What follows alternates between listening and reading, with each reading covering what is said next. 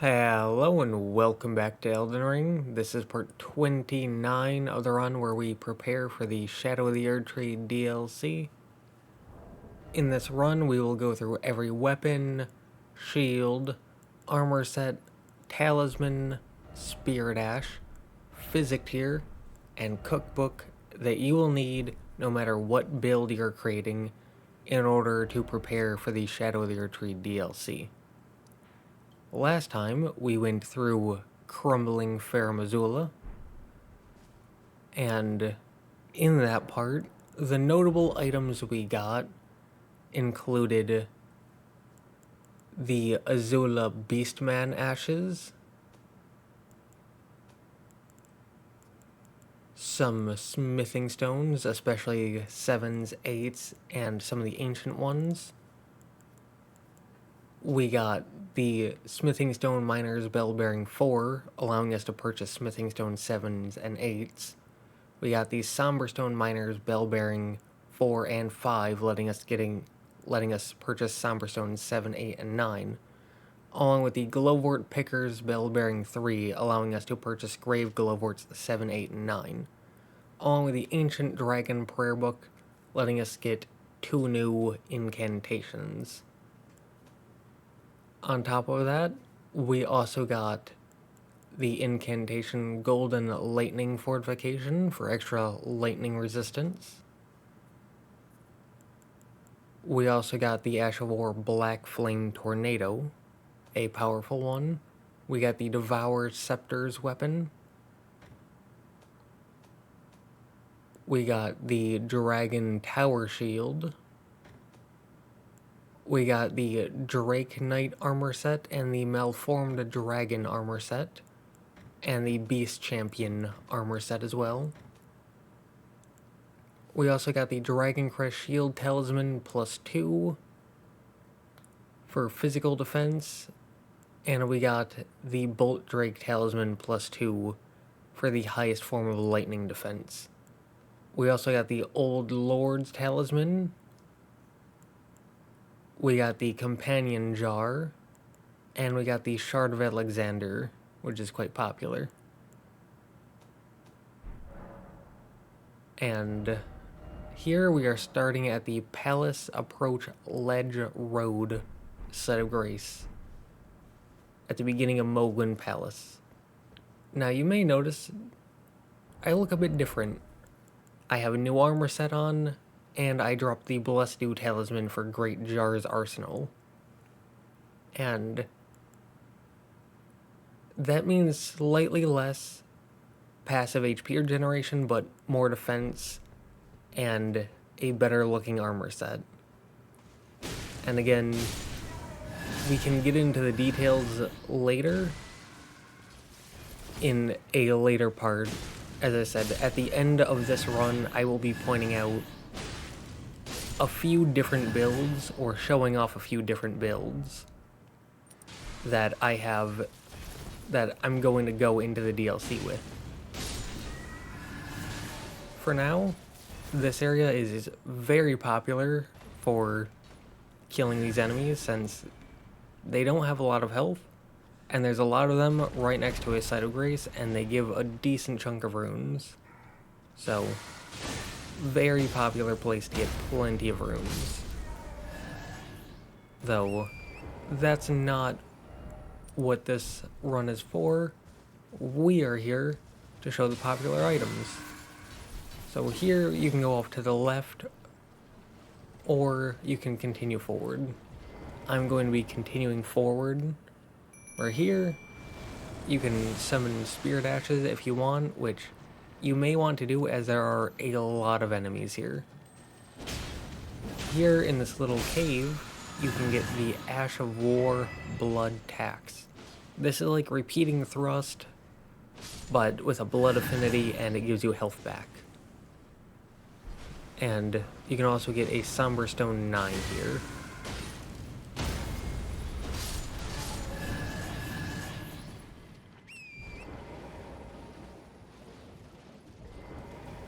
Off over here, you can get a Hero's Rune 4.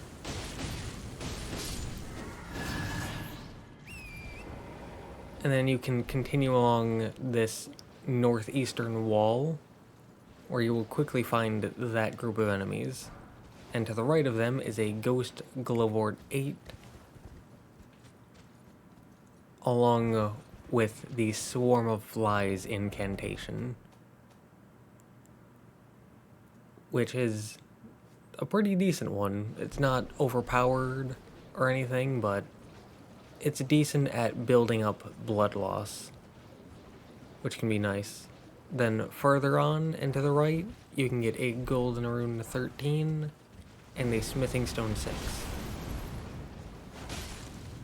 And as I said, lots of enemies. Now heading back into the Blood Lake section, I was originally going to cut this out, but I went through this area faster than I had expected, and so just for the sake of the fluidity of the video and maybe help you keep track of where we are and where we're going, I'm gonna leave this combat in. Hope you enjoy it, but we can get back to talking once the fighting is done.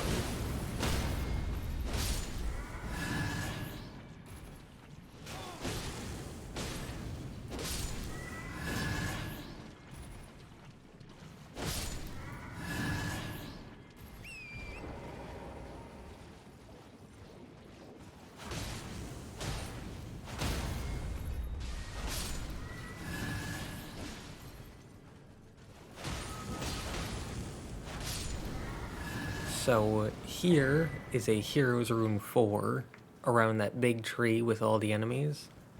And you can head north-northwest, and it gets you onto dry land instead of the Blood Lake. But instead we are going to be heading southwest over here to another group of enemies. Because past this group of enemies, there's something good.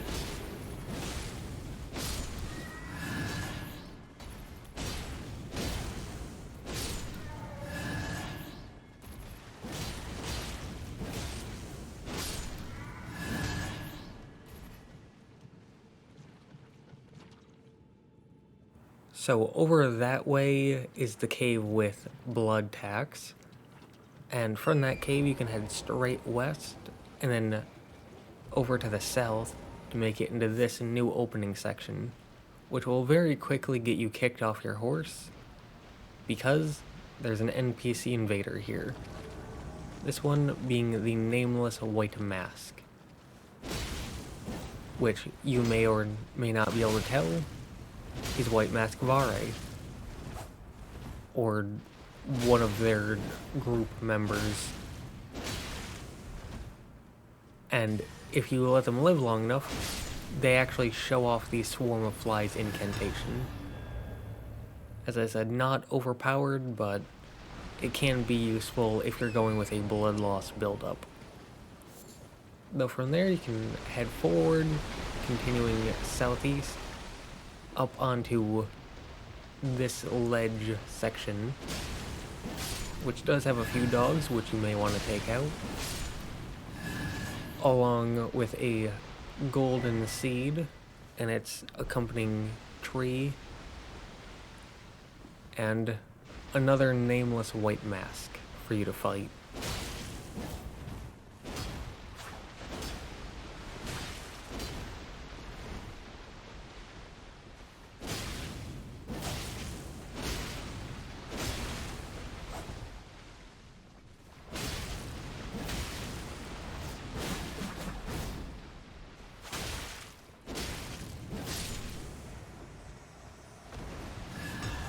From there, if you look around, here's a giant bird, and if you go to the edge of the cliff, you can actually find the Nomadic Cookbook 24, which gets you the Swarm Pot, which is like the crafting item version of Swarm of Flies.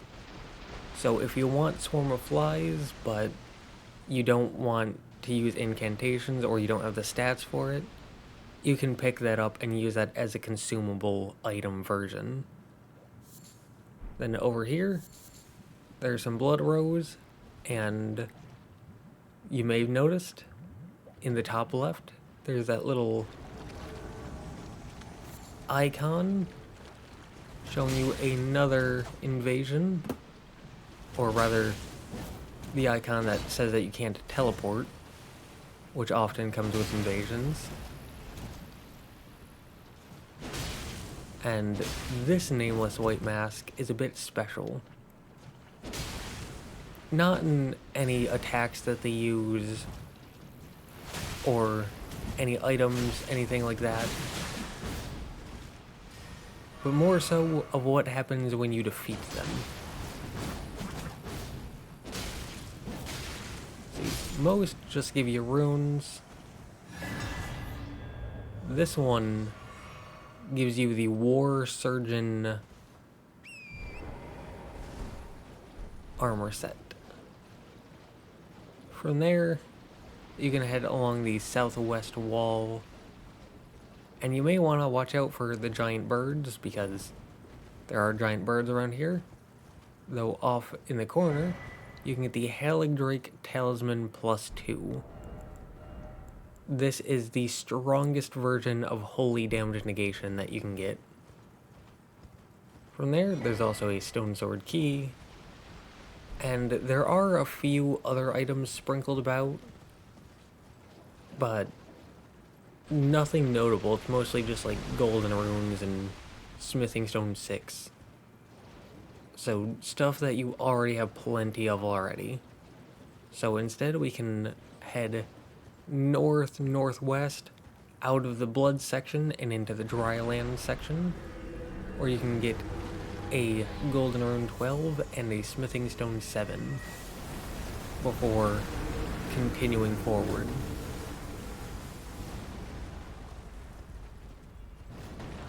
Here you can get a ghost glowwort 9, and then you can make it to the Mohgwyn Dynasty Mausoleum, where here you can get the map for the entire area.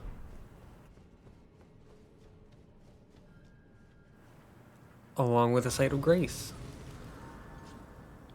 And I should say, if you've done Vari's quest up to this point, the Pureblood Knight's medal, which he gives you, teleports you to this location, so you can get here instantly. And don't forget to level up if you can.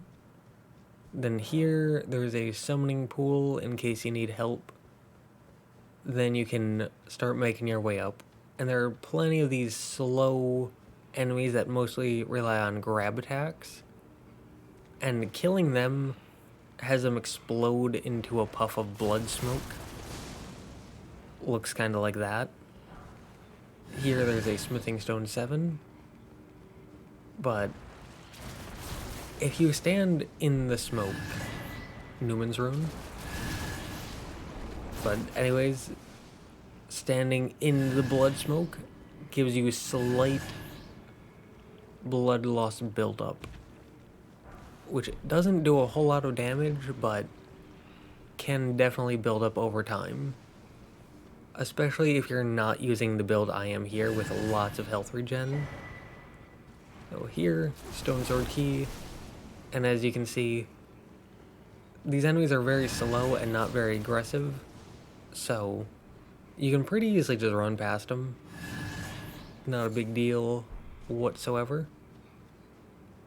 And at the end of this section, you can make it to this inside location where you will get a Stake of America in case you die, and you can summon some spirit ashes, which you may want to do if you're someone who enjoys using spirit ashes, though there are very few enemies in this location. It's mostly just these guys.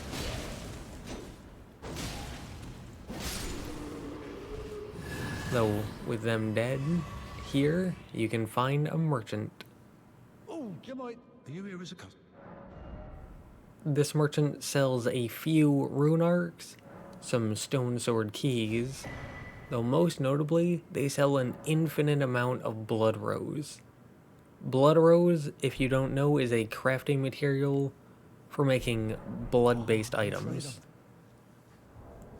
So that would be like the blood grease here to apply blood loss to your weapon,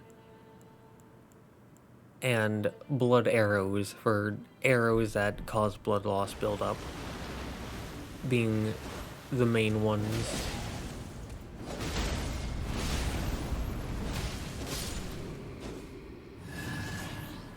Then continuing on, here you can find a Lord's Rune, and off to the right there will be this open area with a bunch of these slow, unaggressive enemies, and you can get a great ghost glowwort,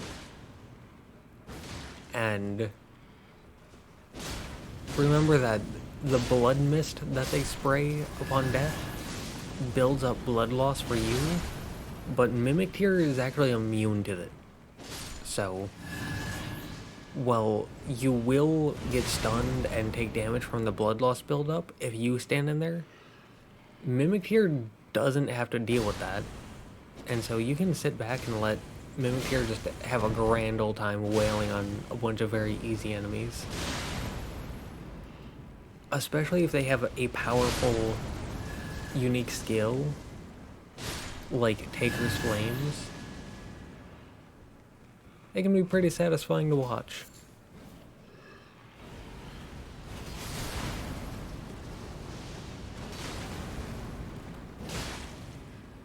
Though for the sake of time, we can continue moving on. We're heading southwest. We can make it into this little cave section, where you can ignore that. Don't worry about it. But here there are 3 smithing stone 8s, and you probably can't ignore that forever. It's just another one of these guys. Though, as I said, not too difficult. Especially for the mighty greatsword, as it is an overpowered weapon class. Though continuing on, you can grab a Ghost Glowwort 9 while continuing to make your way up. And if you've done Vari's quest up to this point, you may notice this. Though you can ignore it just long enough to get this side of grace before heading back to grab it. This will allow you to invade White Mask Vare. In case you don't remember, this is the NPC way back at the very beginning of the game who tells you that you are maidenless and fated to die alone in obscurity. And you can take your revenge on him for his mean words, if you will.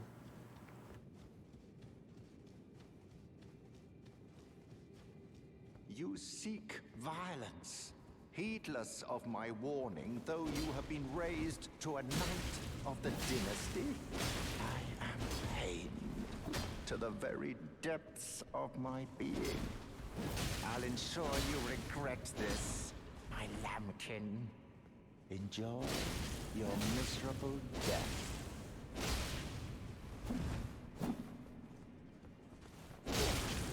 Why must I be Christ by this lowborn? Taking him out will then place him into your world, where you can then talk to him for some final dialogue. Oh, please cry, please. Please. Bless the Mohgwyn dynasty with love. And with that, he dies getting you Vari's bouquet. This is a dexterity arcane based hammer with blood loss buildup and the blood tax skill. Though the main thing about it is its unique visual design, not really being a good weapon. Though continuing on, there's a summoning pool there in case you need help, and then a group of enemies here. So you can take them out however you wish. You can very easily use like a bow or a crossbow or throwing knives to lure them back one at a time. Though that does take noticeably longer. So whether you want to take that slow, safe route or this faster, riskier path is entirely up to you. But as you can see,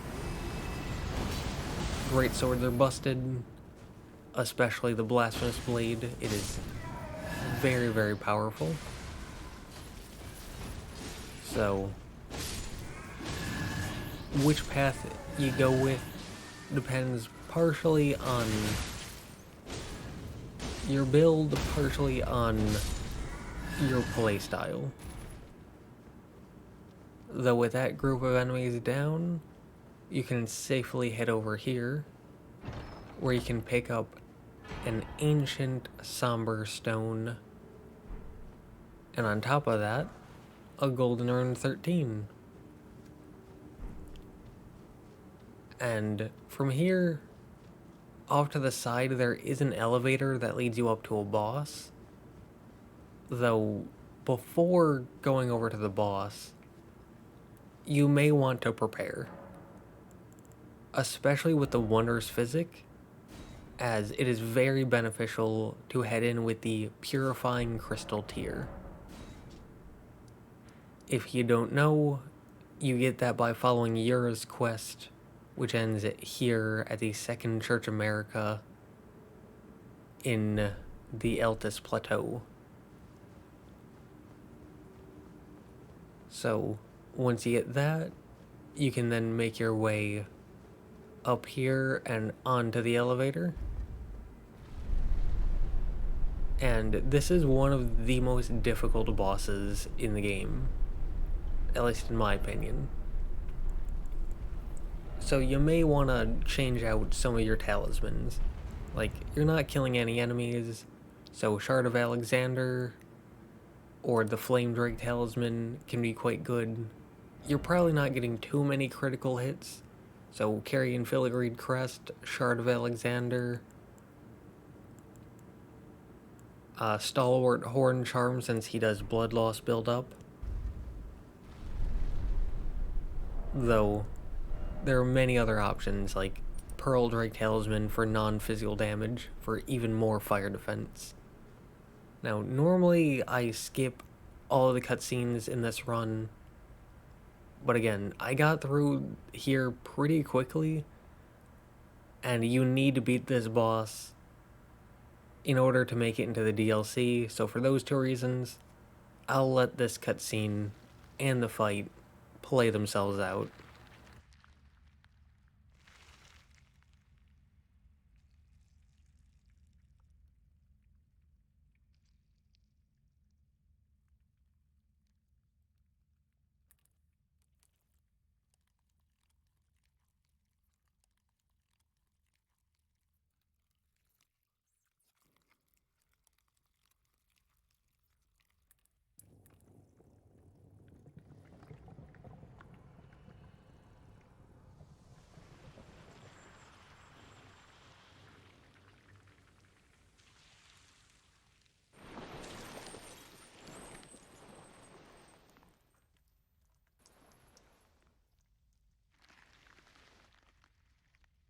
Dearest Mikola,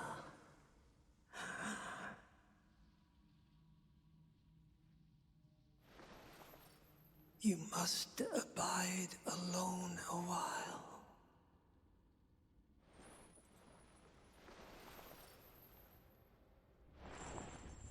Welcome, honored guest, to to the birthplace of our dynasty.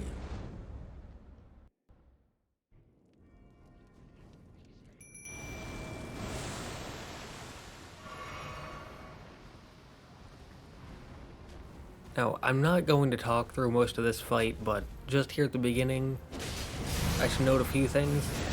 One, I do not have a lot of experience fighting this boss. Two, I was not taking this fight seriously because this is a very overpowered build and also mimicry. And so, because of my lack of experience and my lack of caring, I definitely could have played this fight better, but we still did what we did, so with that being said, like I said, I'll let this play itself out.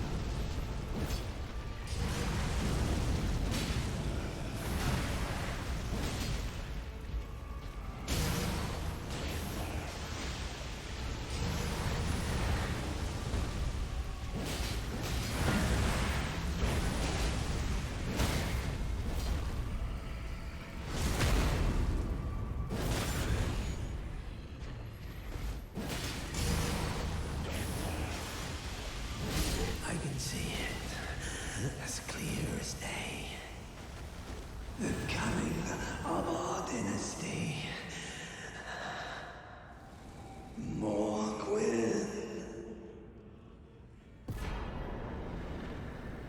And with that, you get 420,000 runes, you get Mohg's Great Rune, and you get Remembrance of the Blood Lord. Then here there's a Site of Grace. And again, you need to beat Mohg in order to get access to the DLC.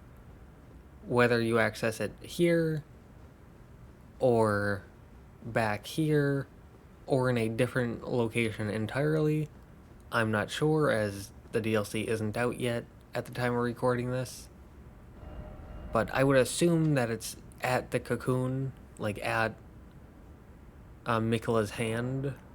So you may want to favorite that as you wait for the DLC to drop. Over in there, that's the entire area done. So heading over to Gideon. The rounds have, and if they're in the round,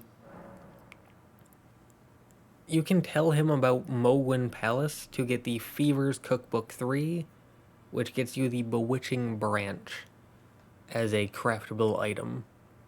And once you beat the boss, you can tell him about this, that, with it, one of the last as promised, the last of the sea. which gets you the Law of Causality incantation. Well, I wonder what, if he continues, but perhaps Nicholas. And from there, you can make your way over to Finger Reader Enya, since they will have some goodies for us as well. You've done what you. I am. Do as you please. Now you. You'd far. So, with the Remembrance, we can get Mohgwyn's Sacred Spear, which is a great spear. Strength and Arcane, has blood loss buildup, physical and fire damage, and a unique, extremely powerful skill, which is decently popular. You can also get the Blood Boon incantation, which he used during the fight.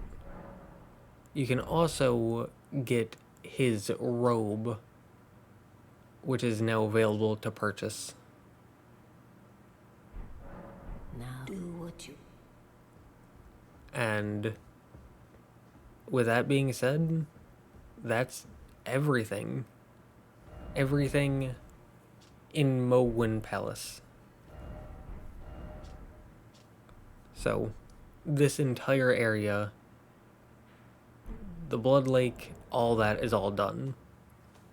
And in this part, we got a golden seed, we got some smithing stones, along with some ghost glowworts. We even got a great ghost glowwort.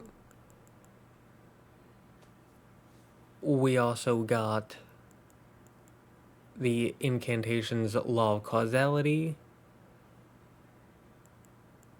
We got Swarm of Flies, and we could have gotten Blood Boon from the boss's remembrance. For Ashes of War, we got Blood Tax.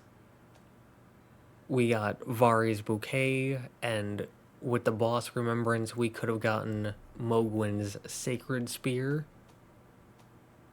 We also got the War Surgeon armor set.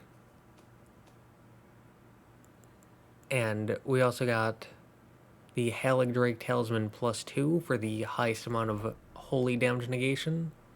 And with that said, we now have all of the highest tier talismans for these. Physical, magic, fire, lightning, holy, non-physical. Same with these. So we have the best for all the defenses and resistances. Though we are missing the one for clarifying, which is for sleep and madness. But I don't imagine that would be too much better in the DLC, so I don't care for it. But here, as you can see, we're pretty much all set up with a ton of really good talismans for multiple different builds. And there is one more area to go in Landell Ashen Capital, but that can wait until next time. For now, as I've said, in this run we will go through every weapon, shield, armor set, talisman, spirit ash, physic tier, and cookbook that you will need no matter what build you are creating in order to prepare for the Shadow of the Erdtree DLC. I hope you continue to follow me through on this. There's only 1 to 2 more parts to go, and with that being said, yeah.